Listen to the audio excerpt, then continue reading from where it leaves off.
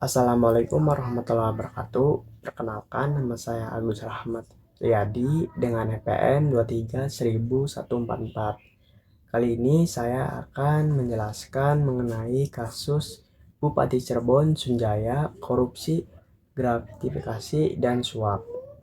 Sebelumnya mungkin ada yang belum tahu gratifikasi itu apa. Jadi gratifikasi itu adalah istilah yang sering terdengar dalam kasus korupsi dan suap yang mengacu pada tindakan memberi hadiah atau imbalan kepada seseorang dengan maksud mempengaruhi atau memperoleh keuntungan. Alur kasus Sunjaya.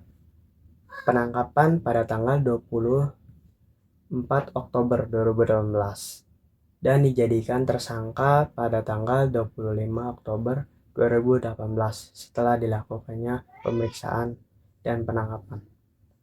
Sidang perdana pada tanggal 27 Maret 2019 dan sidang keputusan pada tanggal 22 Mei 2019.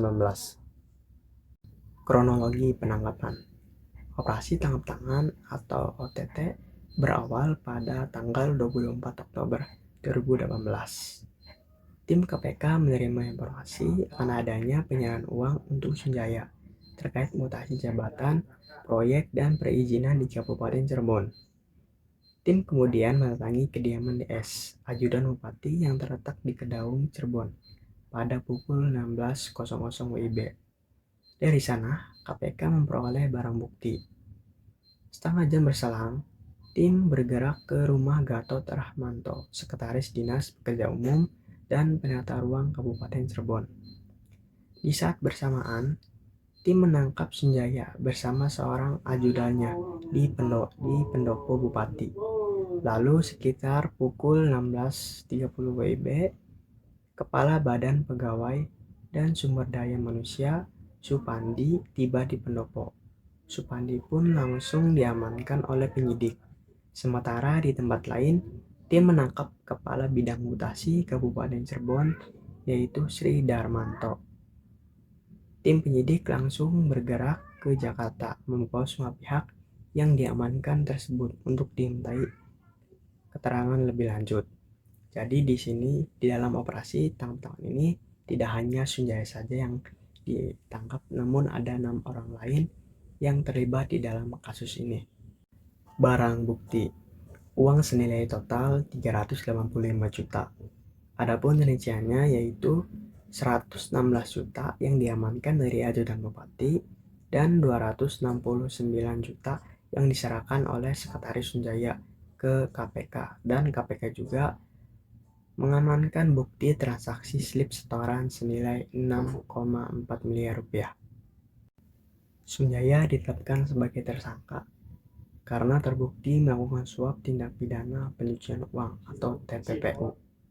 Setelah dilakukannya pemeriksaan 24 jam, seusai operasi tangkap tangan, Sunjaya diduga menerima uang suap terkait mutasi, rotasi, dan promosi jabatan, serta terkait proyek dan perizinan di pemerintahan Kabupaten Cirebon, anggaran 2018.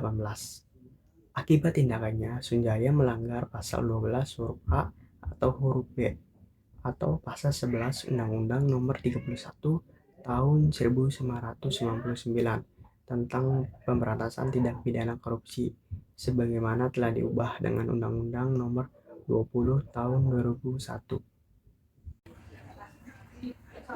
Pasal 12 huruf A atau huruf B Undang-Undang Nomor 31 Tahun 1999 tentang pemberantasan tindak pidana korupsi, sebagaimana telah diubah dengan Undang-Undang Nomor 20 Tahun 2001, yaitu setiap gravitasi kepada pegawai negeri atau penyelenggara negara dianggap pemberi suap apabila berhubungan dengan jabatannya dan berlawanan dengan kewajiban atau tugasnya.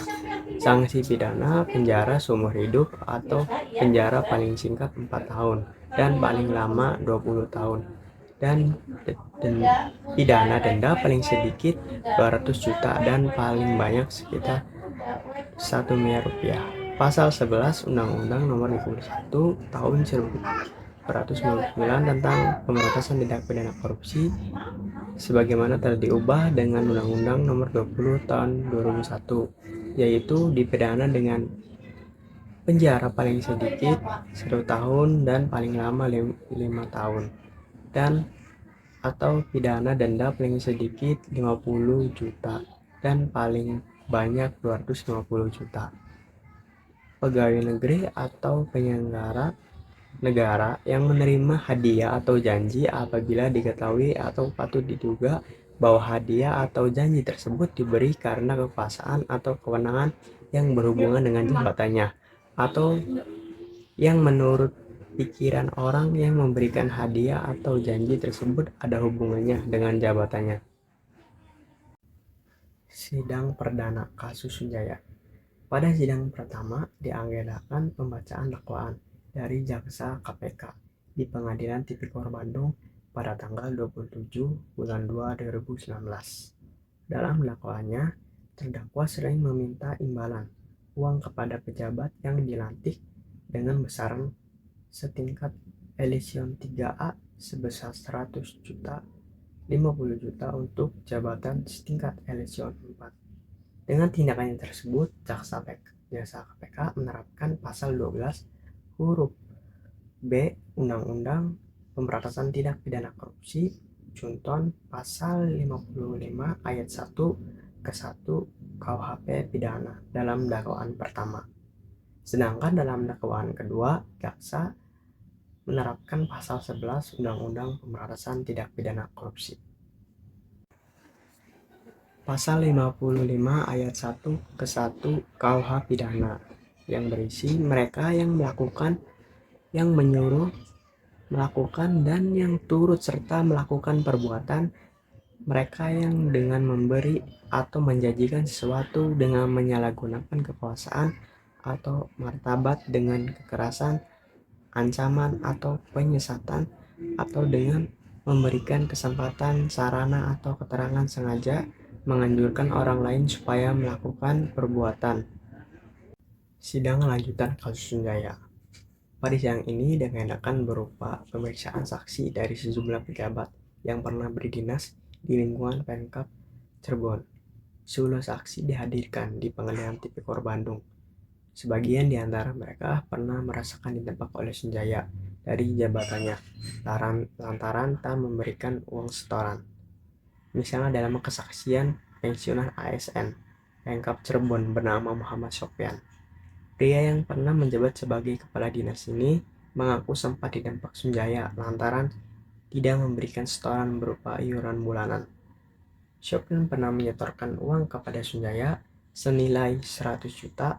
Uang tersebut ia berikan 2 kali saat diangkat menjadi Kadeskes Kabupaten Cirebon dan Kandes Perindustrian dan Perdagangan.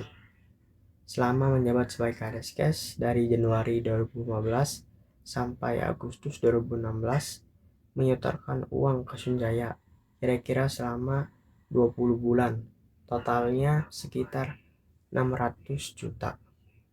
Jika tidak memberikan iuran bulanan, Sunjaya tidak segan mengancam untuk dimintai membuat surat pengunduran diri lantaran sudah tidak ada setoran untuk Sunjaya. Sidang putusan kasus korupsi gratifikasi dan suap Bupati Cirebon Sunjaya. Setelah dilakukannya berbagai sidang serta keterangan dari saksi dan barang bukti yang ada, Sunjaya akhirnya divonis selama 7 tahun kurungan penjara serta denda 1 miliar rupiah dengan ketentuan apabila tidak membayar diganti dengan pidana selama 3 bulan kurungan. Sunjaya juga turut dimiskinkan dan hak politiknya dicabut selama 5 tahun karena terbukti bersalah menerima suap gratifikasi hingga tindak pidana pencucian uang atau TPPU.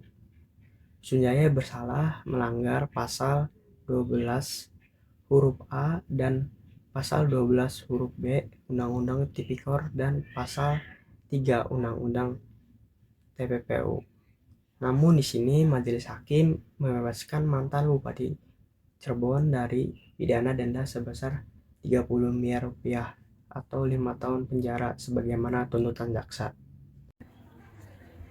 Pasal 12 huruf A dan huruf B Undang-Undang Nomor 31 Tahun 1999 tentang pemberantasan tindak pidana korupsi sebagaimana telah diubah dengan Undang-Undang Nomor 20 Tahun 2001 yang berisi setiap gravitasi kepada pegawai negeri atau penyelenggara negara dianggap pemberian suap apabila berhubungan dengan jabatannya dan berlawanan dengan kewajiban atau tugasnya. Sanksi pidana penjara seumur hidup atau penjara paling singkat 4 tahun dan paling lama 20 tahun, dan pidana denda paling sedikit 200 juta dan paling banyak 1 miliar rupiah.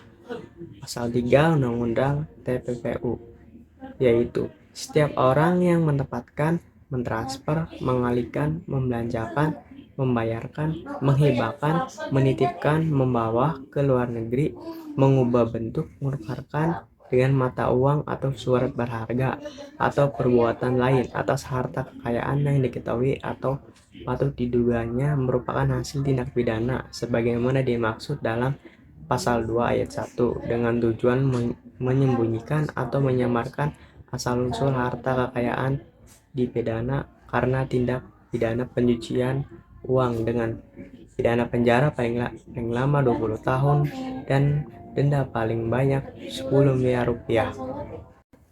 Nomor perkara keputusan kasus Sunjaya. Putusan PN Bandung nomor 14 garis miring PID SUS sama dengan TPK garis miring 2019 garis miring PN titik BDG tanggal 22 Mei 2019 sama dengan Sunjaya Purwadi Sastra. Opini saya terhadap putusan hakim.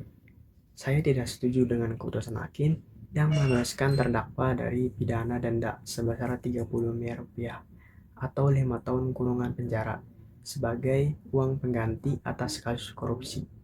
Hal ini sesuai dengan Pasal 17 dan Pasal 18 Undang-Undang Nomor 31 Republik Indonesia tentang pemberantasan tindak pidana korupsi, yaitu selain dapat dijatuhi pidana sebagaimana yang dimaksud dalam Pasal 2, Pasal 3, Pasal 5 sampai dengan Pasal 14, terdakwa dapat dijatuhi tambahan sebagaimana dimaksud dalam Kitab Undang-Undang Hukum Pidana. Sebagai pidana tambahan adalah poin B, pembayaran uang pengganti yang sejumlahnya sebanyak-banyaknya dengan harta benda yang diperoleh dari tindak pidana korupsi.